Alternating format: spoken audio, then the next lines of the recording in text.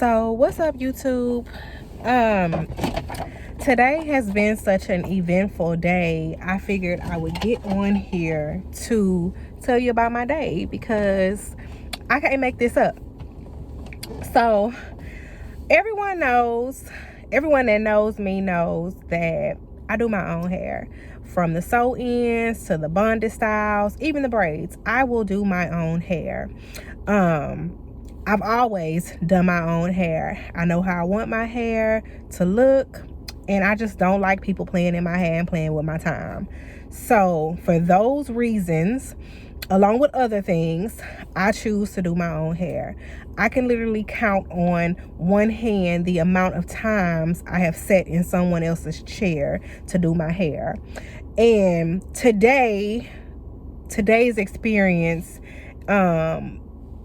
is part of the reason why I just refuse to pay someone to do a service for me that I can do for myself. So let's get into it. So my dear sweet loving cousin, I love her to death. She is such a baddie. Anytime I reach out to her for anything, she is always so responsive and so helpful. And again, like I said, she is a baddie. So I reached out to her. I'm like, hey, my mom's wedding is coming up. I already have a slew of things on my plate. The last thing I want to worry about is doing my own hair and my own makeup. So can you recommend someone? Now, again, every time I see my cousin, her hair is laid. So there is no reason for me to even question or second guess, who she recommends, because her stuff is always laid. So when she threw out the two individuals, I'm like, bet, let me reach out to them. So the first lady she sent me,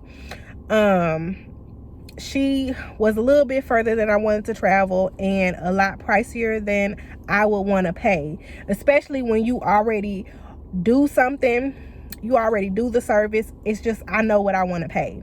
So the second lady, she was in proximity, and she wasn't charging as much. So I'm like, okay, this is the person I'm gonna go with. So mind you, this has been in the works for over a month now. The lady dropped her schedule. I booked my appointment. My original appointment was for Thursday at 9 a.m. And after I booked that appointment, I realized that in her notes, she says, if you book this service, you have to book a wash. So I sent her an email or a text and I said, hey, I'm a new customer. My cousin recommended me. I just read that you have to book a wash in order to book a sew-in. And I said, how can I fix it?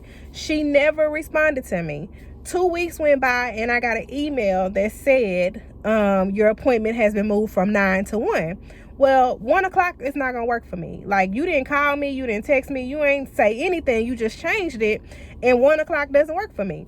So I went in her books and I rescheduled for what I seen was available, which was Wednesday, 9:30 a.m. And I made sure that I booked the wash and the sew-in because I didn't want no issues. So again, this was done well in advance. So today is D-Day.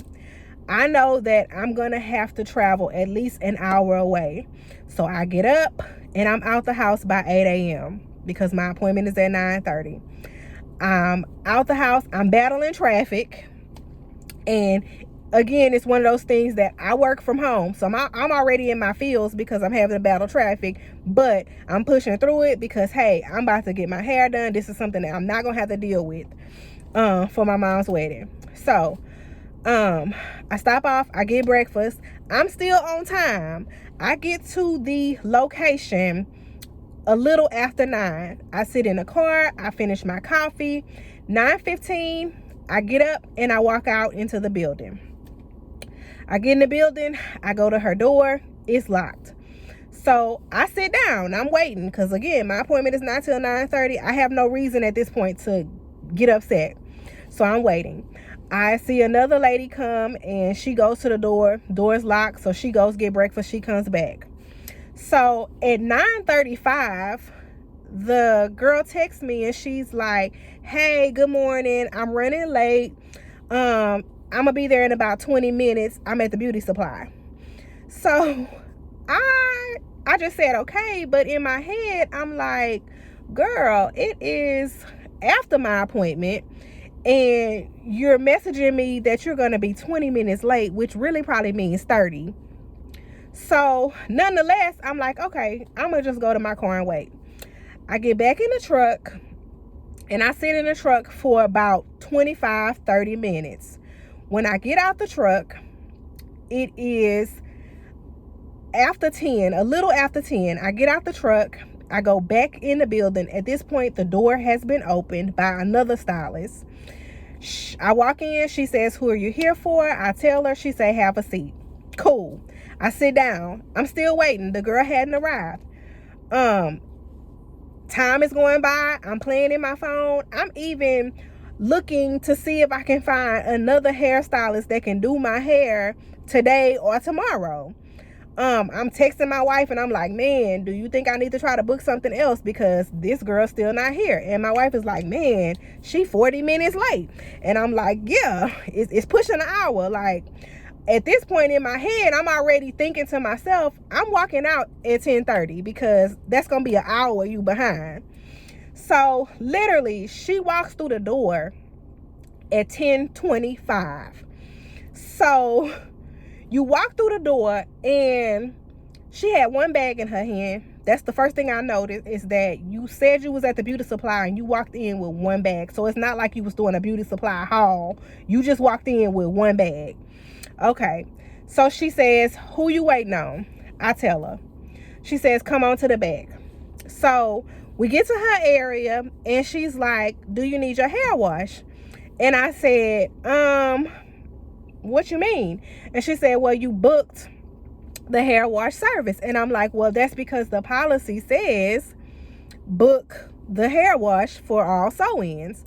So she's like, yeah, but do you need it washed? And I'm like, well, I don't need it washed because I've already washed my hair. So in addition to you being an hour late, you come in with one bag and you're already cutting out a service that I booked because your policy specified I needed to book it. But obviously you don't have the time, so we just gonna cut it out. Cool. Because at this point, you don't have to worry about me, sweetheart. This is my last time. Let's hurry up and get this done with because I will not be back. Okay?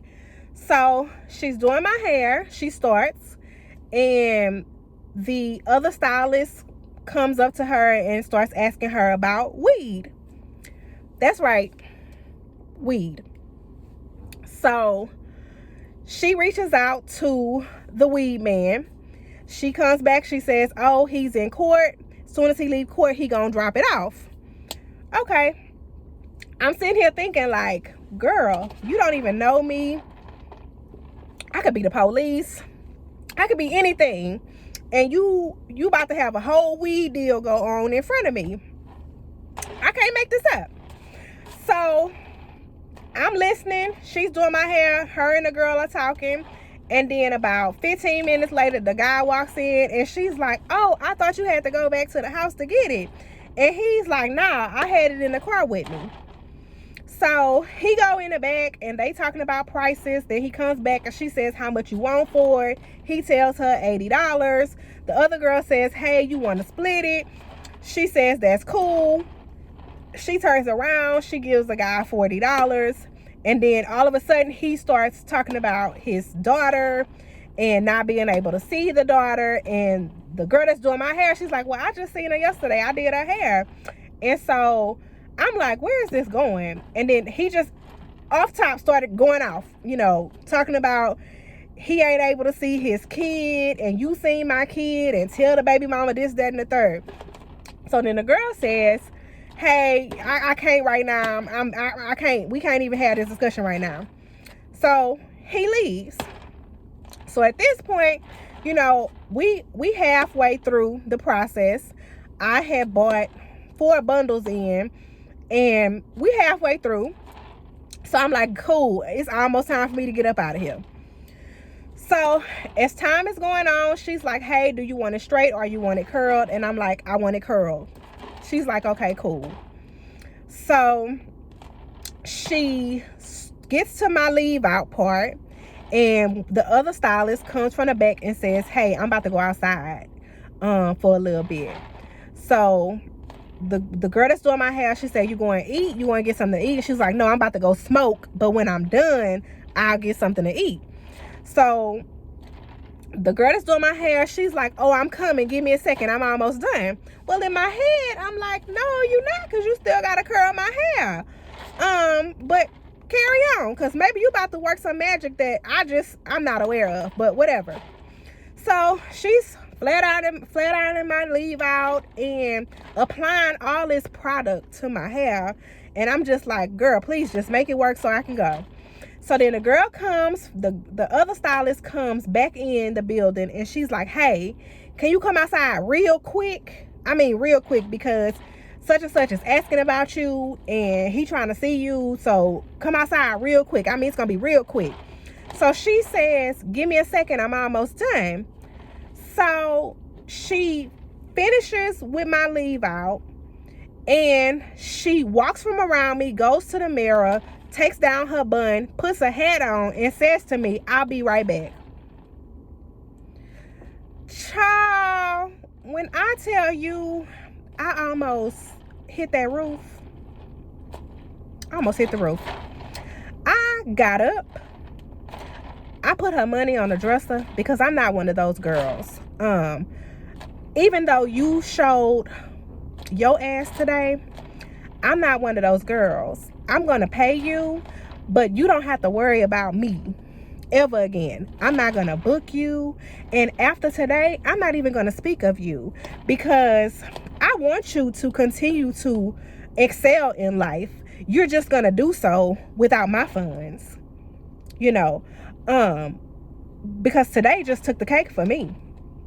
And it just goes back to why I do not let people play in my hair and play with my time, because everybody is not on the same time. Everybody's not on the same time. Everyone does not display the same level of professionalism as some. And I mean, that's okay. But for me, it just doesn't work for me.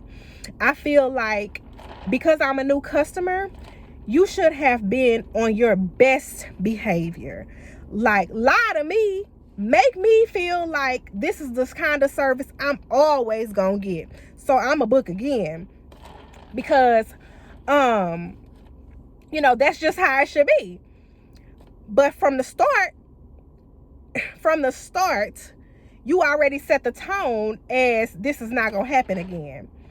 And I feel like hairstylists in particular, they have all these policies and procedures that they do not adhere to.